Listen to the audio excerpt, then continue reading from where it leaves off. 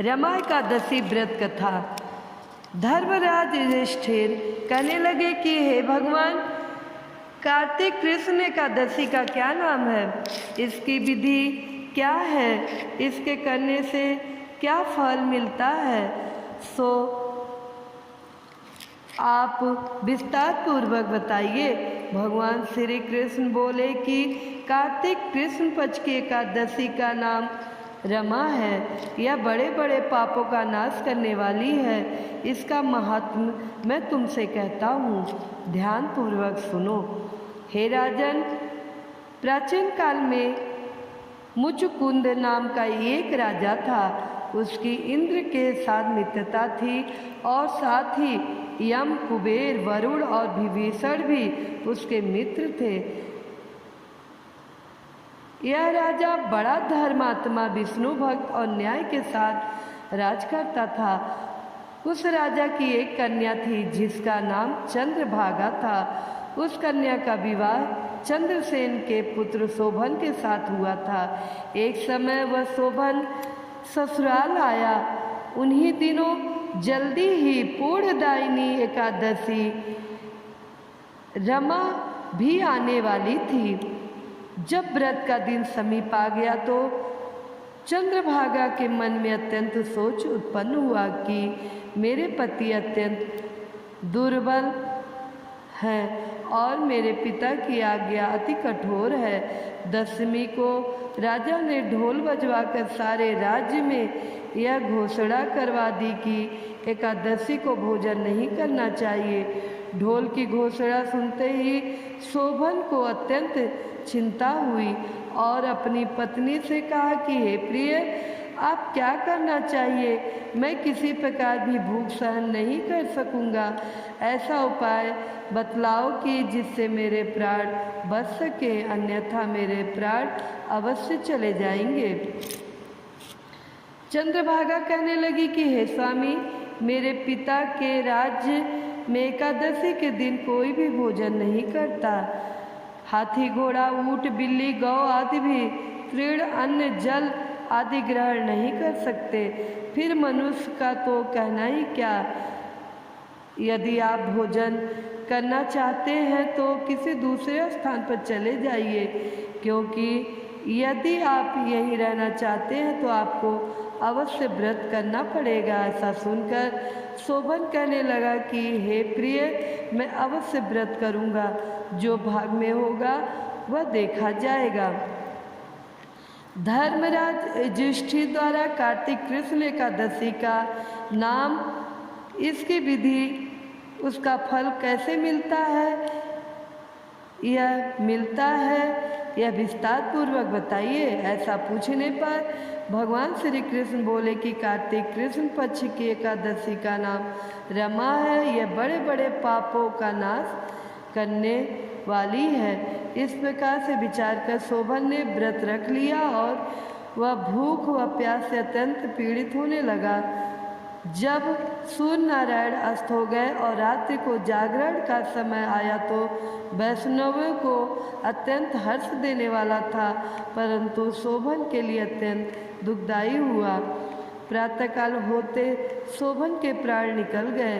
तब राजा ने सुगंधित काष्ठ के उसका दाह संस्कार करवाया, परंतु चंद्रभागा ने अपने पिता की आज्ञा से अपने शरीर को दग्ध नहीं किया और शोभन की अंत्येष्टि क्रिया के बाद अपने पिता के घर में ही रहने लगी।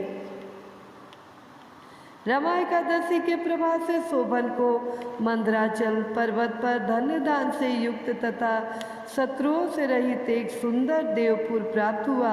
वह अत्यंत सुंदर रत्न और वैधूर मणि जड़ित स्वर्ण के खंभों पर निर्मित अनेक प्रकार की स्फटिक मणियों से सुशोभित भवन में बहुमूल्य वस्त्राभूषणों तथा छत्र व चवर से विभूषित गंधर्व और अप्सराओं से युक्त सिंहासन पर आरूढ़ ऐसा शोभायमान होता था मानो दूसरा इंद्र विराजमान हो।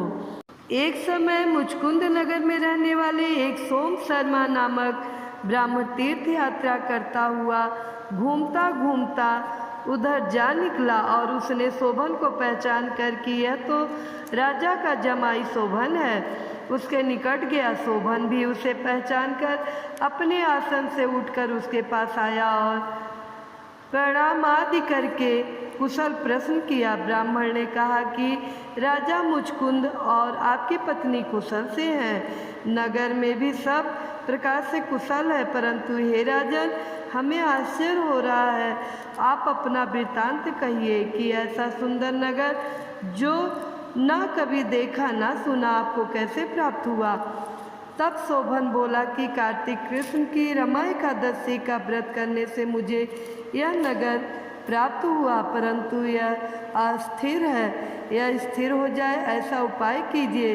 ब्राह्मण कहने लगा कि हे राजन, यह स्थिर क्यों नहीं है और कैसे स्थिर हो सकता है, आप बताइए, फिर मैं अवश्य में वह उपाय करूँगा। मेरी इस बात को आप मिथ्या ना समझिए। शोभन ने कहा कि मैंने इस व्रत को श्रद्धा रहित होकर किया है, अतः यह सब कुछ अस्थिर है। यदि आप मुचकुंद की कन्या चंद्रभागा को यह सब वृत्तांत कहें तो यह स्थिर हो सकता है।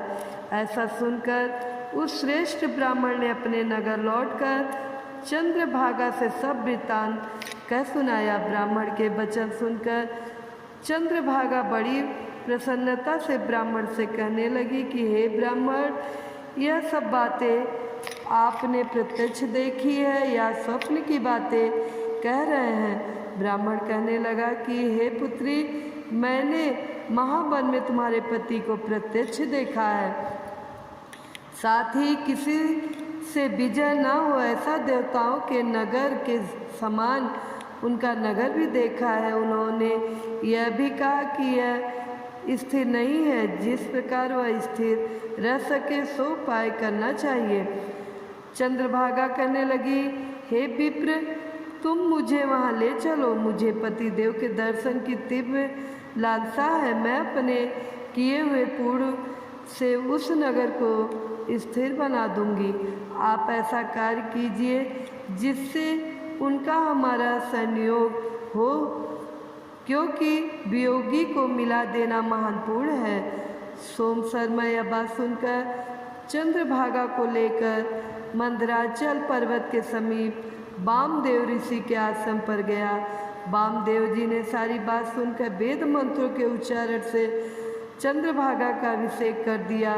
तब ऋषि के मंत्र के प्रभाव से और एकादशी के व्रत से चंद्रभागा का शरीर दिव्य हो गया और वह दिव्य गति को प्राप्त हुई। इसके बाद बड़ी प्रसन्नता के साथ अपने पति के निकट गई। अपनी प्रिय पत्नी को आते देखकर शोभन अति प्रसन्न हुआ और उसे बुलाकर अपनी बाईं तरफ बिठा लिया। चंद्रभागा कहने लगी कि हे प्राणनाथ, आप मेरे पुण्य को ग्रहण कीजिए। अपने पिता के घर जब मैं 8 वर्ष की थी तब से विधि पूर्वक एकादशी के व्रत को श्रद्धा पूर्वक करती आ रही हूँ। इस पुण्य के प्रताप से आपका यह नगर स्थिर हो जाएगा, तब समस्त कर्मों से युक्त होकर प्रलय के अंत तक रहेगा। इस प्रकार चंद्रभागा ने दिव्य आभूषणों और वस्त्रों से सुसज्जित होकर अपने पति के साथ आनंद पूर्वक रहने लगी। हे राजन, यह मैंने रमा एकादशी का महात्म कहा है। जो मनुष्य इस व्रत को करते हैं उनके ब्राह्मण इत्यादि समस्त पाप नष्ट हो जाते हैं।